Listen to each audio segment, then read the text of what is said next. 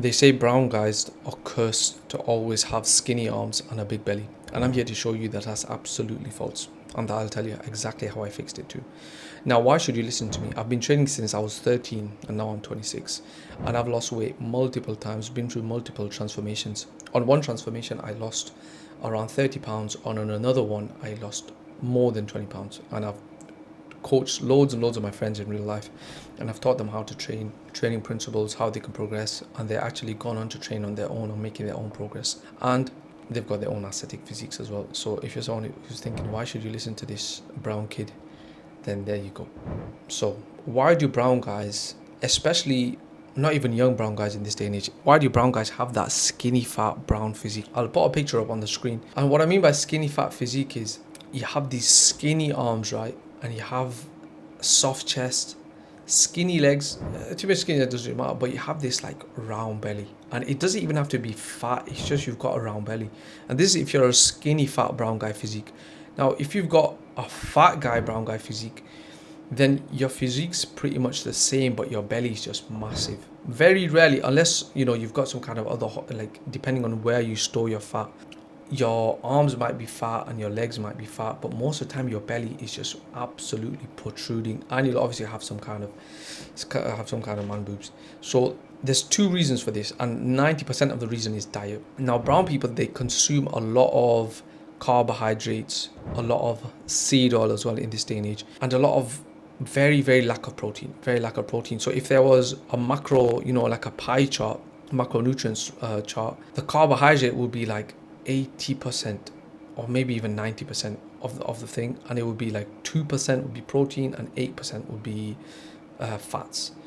And what this does is it makes you very soft for lack of a better word. It makes you very soft, because what the protein does and what it's not allowed to do is basically build you muscle, allow you to recover. Now, if you're someone who's always, you're consuming a lot of carbohydrates, the most of your diet is built up from carbohydrates, then of course the physique you will have will be some kind of soft, skinny fat physique, because you're not getting enough protein to repair your body, to build the muscle, to build the strength, to build the aesthetic physique. And of course, if you're not having the protein in, and the amount of protein you should be consuming should be either 1 gram of protein per centimeter in height. So if you're 180 centimeters in height, you consume 180 grams of protein.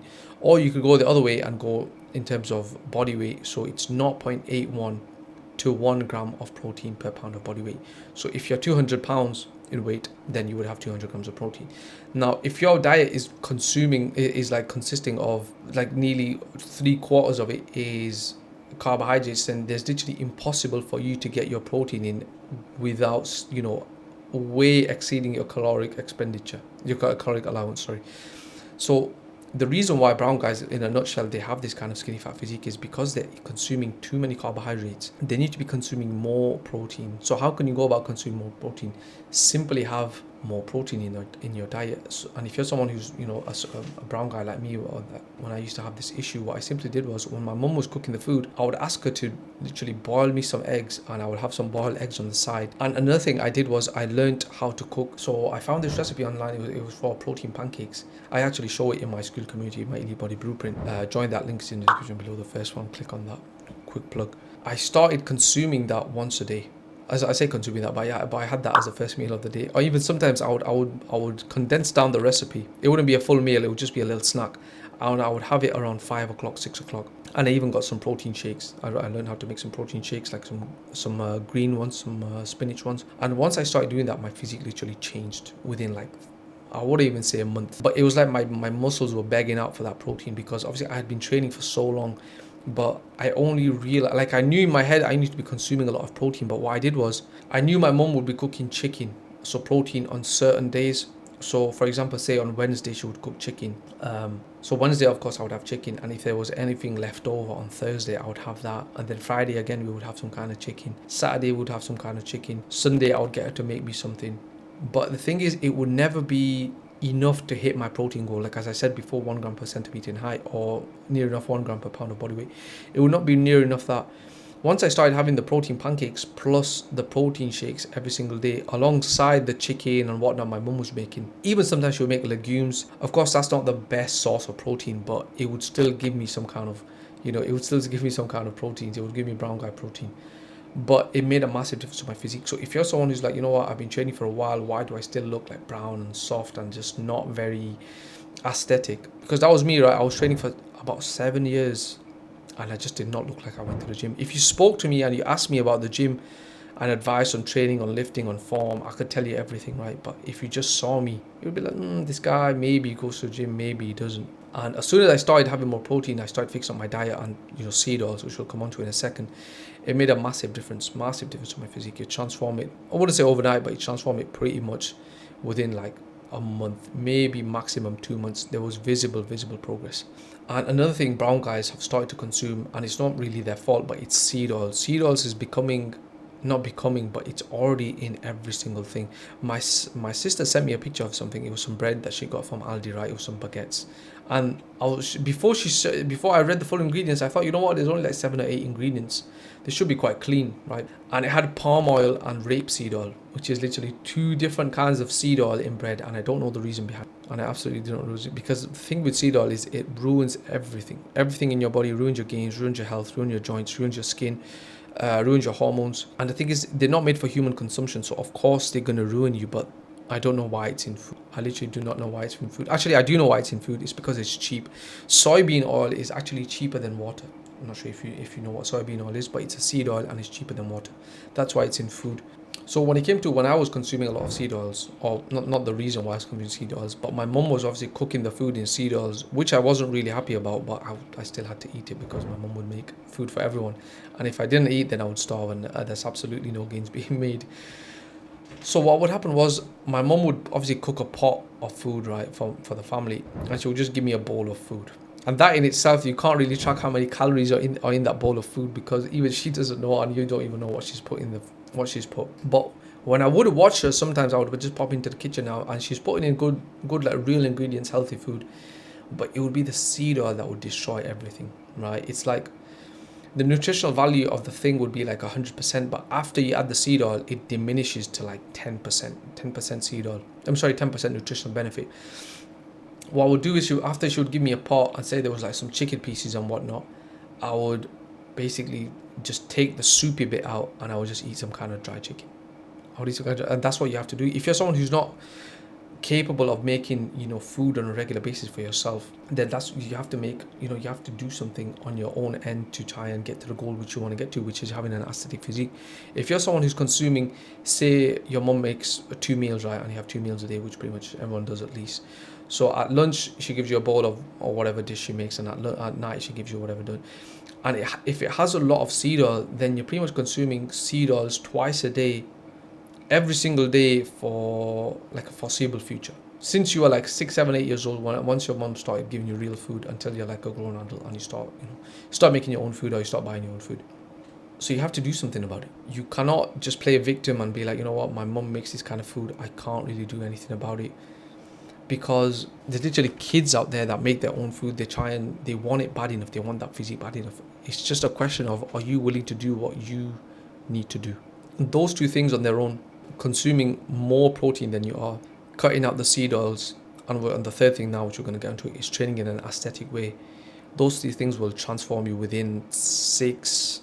If you give it 3 months, you'll be a brand new person, whole new person. But yeah, the last one which I want to talk about, boys, is training. You need to train in an aesthetic way. Now, what do I mean by training in an aesthetic way, right? The muscles I can literally tell you about right now: the upper chest, the side delts, the biceps. A lot of people, they not overtrain the triceps, but if you have a big arm, and the reason for that is you've got massive biceps, compared to someone who's got massive arms and the triceps is given the majority of the size, which is natural because the triceps is made up of 3 heads, right? That's why it's called triceps. But if your arm is big because your biceps are big, then it just looks so much more better. It just looks so much more better. So when people talk about aesthetics and training and whatnot, I always put in biceps as well. That's not to say you should start neglecting your triceps or anything like that to make your biceps look bigger. But yeah, so I said upper chest, side delts, upper lats, biceps, of course, abs. That's a body fat percentage thing. But you want to train your traps and your neck too. So the way I like to try to train my traps and my neck is by doing shrugs, just heavy shrugs in the gym. At my gym, we have this machine, and it's very, very easy to basically get the weight up on there, provided you have a big, strong grip. And it's once you do like 3 or 4 sets of that a couple of times a week, your traps will just start getting big and massive. You start looking like a cobra, like a snake.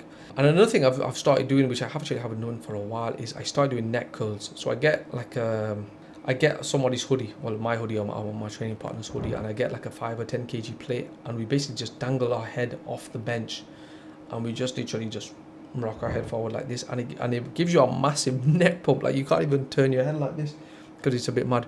But everything else, chest, you want to train your upper chest, incline movements. Side delts, you want to spam some kind of side delts. With upper lats, you want to do pull-ups paired with what's it called now, lat pull downs. And for biceps, of course, there's loads of bicep exercises. And for body fat percentage, depending on how much muscle you have, you want to aim for at least about 15 to 12%. Ideally about 12% body fat, but 15 if you're really, really muscular and you've got big, thick abs, you've been training for a while, and your diet's on point, you'll probably be able to see some abs once you're at 15% body fat. So yeah, as long as you train in an aesthetic way, eat clean, you eat single ingredient food, you eat home cooked food which your mum's made. And if your mum's, willing to listen to you, back to the seed oil point, boys. But if your mum's listening to you and she's like, you know what, okay, Ismail, right, I won't cook in seed oil. What should I cook my food in? Then if you're brown like me, or even if you're white or whatever, tell her to cook the food in ghee. Ghee is very, very good. It's clarified butter, and it has a very high smoke point. So what that does is basically, even if you're cooking at very high temperatures, the oil won't oxidize, the ghee won't oxidize. There's an argument that olive oil at certain temperatures, after it goes past a certain high temperature, the oil basically breaks down and it becomes essentially a seed oil, which is not true in my opinion anyways. But there's ghee, there's olive oil, there's coconut oil, there's avocado oil, there's tallow, and there's butter, of course, as well. So if she's like, oh, you know what kind of alternatives are there, then you can just list them out, and that would be absolutely fine. And as soon as you start doing that, bro, the nutritional benefit you'll have in your body, and the way your body will look, because your hormones will start correcting themselves, you'll start feeling better, you'll start looking better, you'll probably start pushing more weight in the gym, you'll probably feel more rested as well when you go sleep because there's less inflammation. Your skin will probably clear up, you'll probably look less puffy, you'll probably just become an absolutely handsome, amazing, aesthetic guy. And if you want more advice on how to eat, sleep, how to train, then join my free school community. The link will be in the description below, the first one. Click on that. Thank you.